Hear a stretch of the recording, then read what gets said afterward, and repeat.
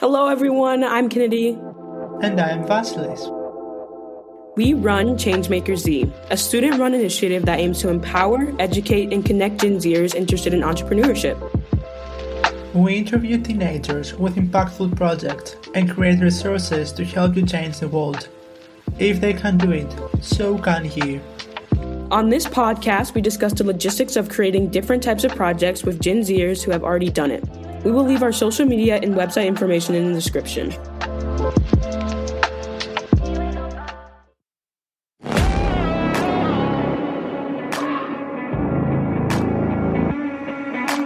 You know what the world needs right now?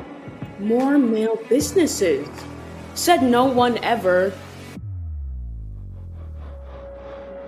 Did you know that 88% of all women-owned businesses generate less than $100K yearly? Only 4.2% of women hit $1 million in annual revenue. Well, Cubicle to CEO is a media company elevating the financial footprint of women entrepreneurs through their award-winning podcasts, digital programs, and events. They are making mentorship more accessible to all women. Personally, listening to other entrepreneurs and changemakers has been a huge motivator in my life. That's part of the reason I joined Gen Zers to Rise. No, it's not just because I like to talk. Cubicle to CEO, hosted by Ellen Yin, is a weekly show bringing you case study interviews with leading entrepreneurs and CEOs so you can borrow a specific new revenue growth strategy from each guest that has already been successfully implemented into their own business. You'll love Ellen's transparent quarterly income report episodes, where she shares exactly what her media company makes, spends, and profits every 90 days. Want to use the best income growth strategies from top entrepreneurs and CEOs, including Ellen herself? You can binge listen to past income reports on Cubicle to CEO today, plus receive free access to your first 10K month roadmap and a bonus workbook by going to our special link. I got y'all. It's zen.ai/GenZCEO. That's zen.ai/GenZCEO. See you there.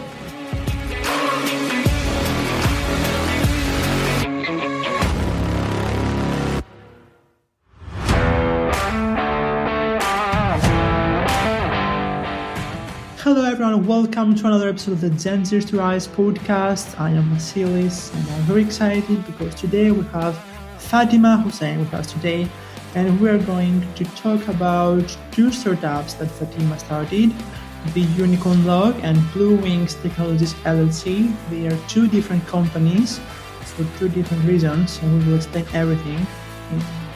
Also, I'm so excited because we are in season 4. This means that we already have 37 episodes and a brand new identity. If you haven't seen that, have a brand new logo, brand new artwork, you can check it out. We're really excited for that and we're waiting for your feedback. But for now, welcome Fatima. Hi, thank you so much for having me. Gen Zers is a great podcast and I'm really excited to be here. I've watched some of your previous episodes and they're all really, really cool and inspiring, and I'm so grateful to have this platform. So nice to meet you. So tell us more about your startups and the process for starting each one of them.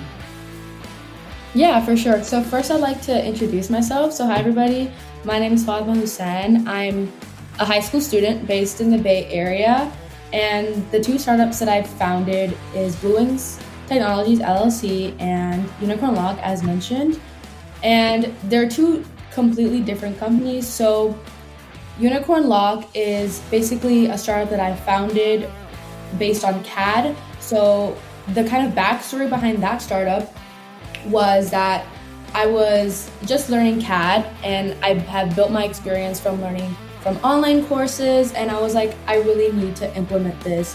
And because I just enjoy doing CAD so much, it's something I can never get bored of. And I really do recommend it for anybody to check that out if you don't know what that is.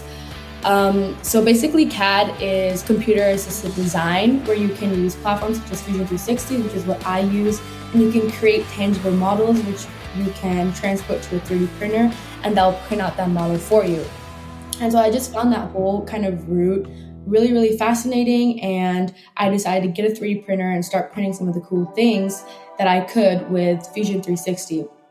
And so that's exactly what I did. Like, I printed a bunch of stuff. I think my first print was a cat, and then I started printing Mickey Mouse, and a shark. So I just kind of played around with it and played around with my 3D printer, and the whole experience was really, really exciting. And that's when I kind of decided that maybe I should create my own sort of product, and then maybe I'll see where that takes me. So I have 2 younger brothers, and they love to touch my things and love to just fiddle around with all my things without permission. And I have 1 baby brother, which sometimes is difficult for him to open cabinets, but somehow he figures it out. So I was like, maybe I should create some sort of child log for my brother to utilize. And I was thinking first, maybe go on Amazon, look at the current child logs, see what they're doing good or what they're struggling in. And I've read, the comments and the suggestions and the reviews, and I saw, what they're good at and what they're bad at. And then I just kind of combined all the good things in those logs into one log. And so after multiple iterations, I finally did get the log that I wanted. But it was definitely a lot of iterations. I think maybe 15 or 16 that I fiddled around with Fusion 360. And then it was also my first introduction to kind of 3D printing and working with a slicer. So you know what a slicer is? A slicer is basically a soft, kind of like the middleman between your CAD app. For instance, I use Fusion 360 and your 3D printer. So what advice do you have for people trying to start their own organization or company? So I think not only was networking a huge thing that fueled my startup, but also looking at the soft skills aspect of it, I think networking also definitely helped a lot. So before I created my 2 startups, I already had a personal website, which you can find at fatimahhussain.com. And I already had a LinkedIn, and my Instagram was pretty based on the stuff that I've achieved and the awards that I've gotten and so on and so forth. And so I already had some sort of basis for me. I kind of had a sort of different types of platforms for people to reach out, people to look at. If I reach out to them to see, if I was credible, and that totally makes sense. Like if somebody would reach out to you, of course, you go on their platform and see what they're all about. And so my biggest advice would be before starting any startup, before starting all that stuff, would be to definitely create a reputation for yourself. And the first thing that I did was create a LinkedIn and then post my job experience, my volunteer experience, my awards, my honors, my achievements, and also be really, really involved with your community. I found was really, really helpful. So I did a lot of volunteering events, and I still continue to do that. And I found that I could kind of leverage the connections that I made in my local community to kind of reach out about Unicorn Lock and, ask, hey, can you test this out? Can you tell me what works, what doesn't? And I found that to be really, really helpful and kind of sped up the process of garnering feedback. Do you have any networking strategies? My other thing would be that I found mentorship to be really, really useful in this time because Unicorn Lock was my first startup, and it's, totally okay to reach out for other people for help. And that's exactly what I did. People that I thought I could utilize effectively. So I started first with marketing and then actually working on my 3D printing prototypes. So I reached out to different people for the marketing aspect, and then different people on LinkedIn for the 3D printing or the CAD designing aspect. And I think kind of leveraging those connections that you have, and also even reaching out to people that you weren't even connected with, and kind of giving a brief introduction of yourself, that I found really, really effective. And especially as a youth entrepreneur, it's really surprising to see how many people are willing to help you because, you're just so young and you have so much ahead of you. And if you're starting at all this soon, like a high school student, then, people can really pick you out from that bunch and be like, oh, this person is, or you are doing really, really good at such a young age and I'd love to help you. So you leveraging your youth is actually really, really helpful. Making sure that you have student in your bio or telling them that you're a high school student kind of sets you out from the other people that are reaching out to them, because most of them who are planning on making a startup are probably college students or people who have graduated from college. So you can definitely leverage that, and I definitely did, and I found that it was a great return on investment. And for the actual startup itself, so what I've done for that startup is I've created a LinkedIn portfolio for that startup so people can check that out and then reach out to that page if they have any questions or want to learn more. And it's also great for getting mentorship opportunities. And second would be I also create a website for my unicorn lock startup, honestly, anything suffices. Like, I created a Wix website. You could go on and create a website and host it on Netlify. That's what I've done previously, and it's worked perfectly too. Just whatever showcases that website just as fast as you can. I would love to, those are some great tips. I would love to ask, like, if you had any advice on, you know, maybe what's worked for you creating a LinkedIn page, because I know, like, once you get to college, you know, if you don't have a LinkedIn page, it's something you should really focus on developing, because, you know, jobs are on there looking for you. So there's no reason not to have a LinkedIn page. Have you found anything helpful? Like, do you have any tips on building like a good site? Yeah, definitely. So going back to like the LinkedIn page, I learned about LinkedIn when I was maybe like going into high school, and I was like, oh, I wish I found out about this sooner, because there's just so many opportunities on LinkedIn, and everybody that I've met who's done well on LinkedIn or who even is on LinkedIn, I've heard nothing bad about LinkedIn. Like, they also have a jobs panel which you can reach out, and the algorithm is so amazing of LinkedIn. Like, most of the jobs that I've seen, most of them apply to me, and I'm like, this is crazy how effective this algorithm is. And I highly encourage anybody to leverage LinkedIn. It doesn't matter like how old you are. I definitely recommend just start creating an account and putting any experience that you have on there, and also making connections, like reaching out to people who you find interesting. You know, you can put in keywords in the search bar, like if you're interested in 3D printing or CAD. That's what I did. I just searched up CAD, 3D printing, and a bunch of results came up. And the people who are specialized in those areas, and it was really easy reaching out to them. Once you have a portfolio base, you have a good profile picture, you know, people would love to reach out to you. Like, I know some people have reached out to me, and I haven't even hesitated on, you know, helping them, or if they have any questions or anything like that. And secondly would be to also, if you are interested in meeting other people virtually, you can also create a Calendly, which is kind of a platform where you can send that link to other people, and they can schedule a time to meet with you, instead of like going back and forth like, hey, this time work with you, and they say no. That's just kind of tedious. So I found Calendly to be really useful. I just send it to the people who I'm interested in meeting, and they just, you know, they have no problems. They just schedule, and then it also automatically creates a Zoom link for you, so you can just meet through there. And then something else that I also found helpful when seeking mentorship opportunities is these people are really professional, right? So you want to make sure that you are reciprocating that professionalism. And what I did is I created agendas of what I wanted to be covered in that meeting, and then I sent it to them, or I added it on the calendar, right? So they can take a look at that, and they can add on any other thing that they might find effective. And, you know, during my meetings, I've had my mentors tell me that, oh, this is really good how you create this agenda. And they're sometimes, you know, they're really surprised.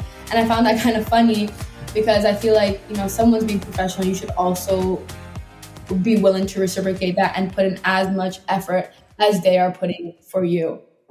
I feel like it shows that you really care too. Like, you're taking initiative to kind of lead, and also you're like leading the meeting. Like, this is your time too, you know, that you're giving. So you get to kind of plan accordingly, and you get the most out of everyone's time. I wanted to just kind of ask you, because we talked a lot about CAD and all of that, but also your second startup, a little bit more on what you're working on there. Yeah, for sure. So my second startup is an LLC corporation, and it's a bit more different than Unicorn Law. So an LLC corporation is basically kind of a more formal way of calling it a business, because I did like all the paperwork for that. So it's a bit more formal in that regard. But basically, I created this LLC corporation to kind of publish iOS games and just make them, you know, entertaining and fun, and kind of a company where I could publish those types of games.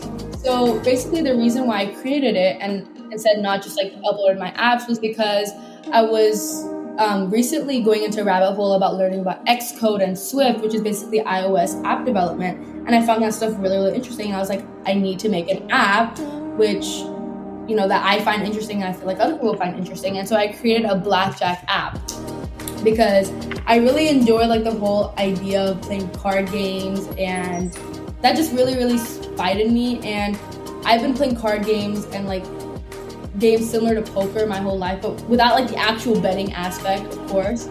And I found that really, really interesting when I saw, the apps that are currently on the Apple Store is kind of too messy, or it's kind of inconvenient because there's just so many buttons and it's not as simplistic as it could be. So that's what I set out to do. And by finally creating my own app after, doing little drawings, writing a flow chart to kind of understand where I want my app to go, and, draw templates to see how I want the UI to look like, I finally did create the app. And then when I created my Apple developer account, it said that I was like just a sole proprietorship, which means that it was just me. It wasn't an organization. When I first uploaded the Blackjack Jackpots app, they said that I couldn't do it because it had like an betting aspect to it, even though like the person doesn't spend any money. And I was really annoyed at that because they didn't mention it in their terms and conditions, or they didn't mention it previously when I just put it on the beta testing app, which is called TestFlight, which is a app that they have for beta testing. They were totally fine with me putting on there, but not with me putting in the Apple Store. So I reached out to a few people, but they didn't really have that problem. So I was like, maybe I should just try and see what I can do. Why did you choose LLC as the type of Blue Wings technology organization, and how did you solve the age restrictions for this type of organization? So what I did was I noticed that they mentioned that I had to be an organization, I had to be a business-based organization where I, file paperwork with the California State Secretary and this and that. And so I was like, oh my God, this is really, really tedious. Do I really have to do this? And they're like, yeah, you really have to do this because I talked to Apple Store and whatnot. And so in the end, what I did is it was pretty simple actually, like filing the startup. All I did was I went on the California State Secretary site, and then it asked me to, which startup do you want? I think there's another type of corporation, but I chose LLC because one of my connections said that I should create an LLC because it's much more effective.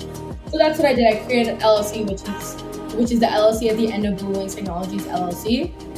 And so I created that startup, and then I had to like file a few more things. And it was honestly that aspect was pretty easy. I think it was just the aspect of figuring out what to do because my app got denied was kind of, I think, the harder part. But actually filing it was pretty easy. You just go to your respective state and then you file the necessary papers that they give you. And it's pretty easy. I think I only had to do 2 or 3 papers. And so after that, I got like a congratulations, you have been registered. But then I had another problem where I'm basically a minor, meaning that I'm less than 18 years old.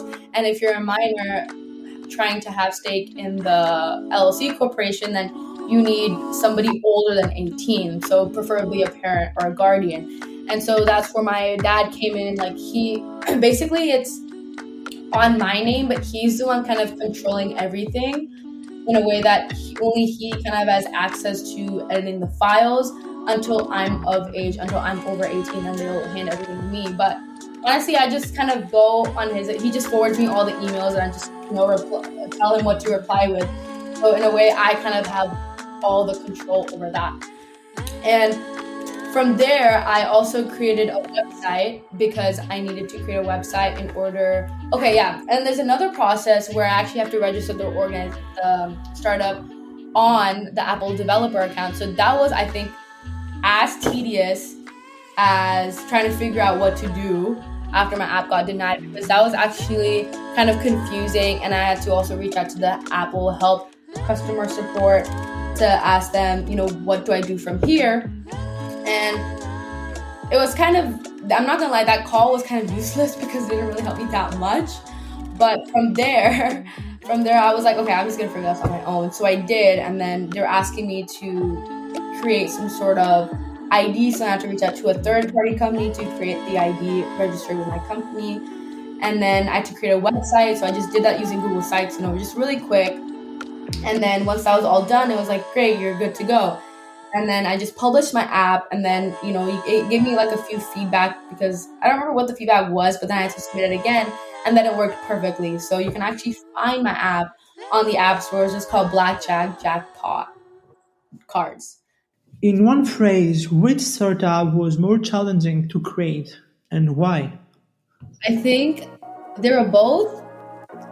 pretty on the same level, but I would say because of the formalities that came with Vasilis Technologies LLC, that took more longer, but was not necessarily more harder. I think because I just, reached out to some people to kind of guide me on what to do, it was much more easier than me kind of figuring out every little thing for myself. That's amazing because even like when you were talking about how it was a struggle, like you were like, oh, do I really have to file this thing? I feel like most people would have given up there. And like, I feel like a lot of, like some of the words, like if you don't know, like it's kind of confusing. So it feels overwhelming. But I always say like, if there's something new and I don't know a lot about it, it's just because I don't know the vocabulary yet. It doesn't mean it's going to be too hard for me to do or anything like that. So that's really amazing that you stuck through and you pushed through to get your companies going. Do you feel like, is having a STEM background helpful when it comes to creating a startup? I think it didn't really help me that much in the actual creation process of the startup, like filing, for instance, for Vasilis Technologies. It didn't help me with filing the paperwork. I didn't really get to utilize my technical side in that term. I think what helped me the most was just persevering through it, I think was the most helpful. So I think when creating those startups, what I found to be kind of overtook my other qualities was determination and perseverance and having that passion to continue creating that startup despite all the obstacles that come in the way. So it's more, I think, about the qualities, the traits that person is equipped with is what's actually going to get them far. Because, even without a STEM background, like the personality of a human is kind of fixed unless, they're really, really, really willing to work on themselves. But I think the core traits are kind of fixed, especially if they've been like that for a while. But in terms of building out your technical skills, that's something you can always improve on. And I think even when networking, the skills that kind of overpowered the others was having the ability to write properly and message people engagingly, so then they'd reach out to me, and having like a good and bubbly personality, I think, is what kind of ropes people in. So, would you like to tell us more about your work trying to get more women involved in the STEM field? Like, how can we decrease the gender gap in STEM or anything like that? Yeah, for sure. So I've worked with a lot of organizations who are based to kind of help women in STEM. Like, for instance, there's an organization called Better Tomorrow who had a global fundraising event where I had the opportunity to speak about bridging the gender gap in STEM. And then I've also talked to like a hackathon, which was female-led and for females and non-binary individuals, about iOS development. But, I was incorporated in their hackathon, so that was really fun. So I think most of the things that I do is kind of helping women in STEM. Like a lot of the talks that I've given has been tailored to women in STEM. And some things that I'm actively doing besides, giving those talks and inspiring other women is that I'm kind of helping out my local community. So there's a robotics club in my high school called DBHS Robotics. And when I first signed up, I realized that there was only one female officer, and she wasn't that actively involved with the year below us because she was treasurer. And so I found myself kind of wishing that, I wish I had, a female who was holding an officer position that I was directly working with, such as the directors of education.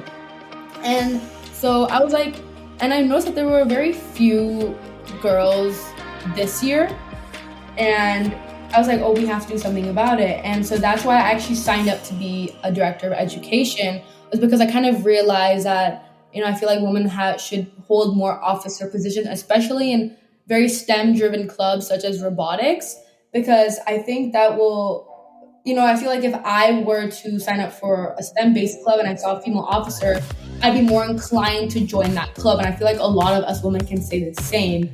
Having the officer who's female and kind of gives you that reassurance, like, oh, if she can do it, I can too. You know what I mean?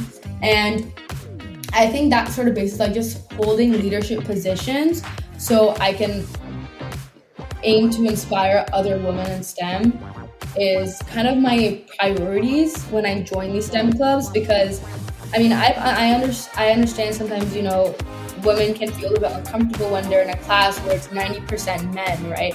That can be a little overwhelming and uncomfortable.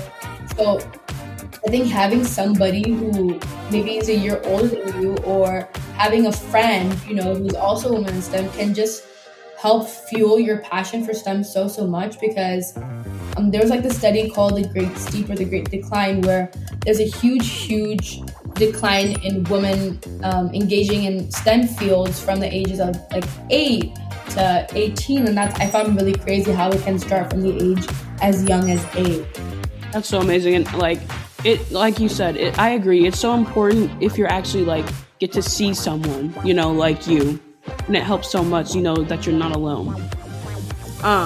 Well, we've come to another end of an episode. Thank you so much, Fatima, for joining us today. We love learning about your 2 startups, the Blackjack and the Unicorn Lock. So guys, if you want to hear more and keep connected with Fatima, we're going to have all of her social medias and LinkedIn listed in the description. And also, you said Blackjack was available on the App Store today? Yes, Blackjack cards. Yeah. Oh, it's not on Google Play, but I promise I am working towards that, because I just got into iOS phone and I'm switching to Android too. All right. Well, it'll be on Google Play soon enough then. So thank you so much again for joining us. And don't forget to follow us at Gen Zers to Rise, and stay tuned for more podcast episodes. Until then, don't forget to change the world. Bye.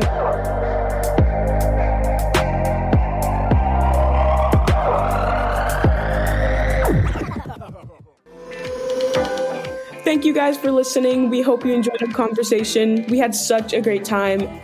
Make sure to leave us a review.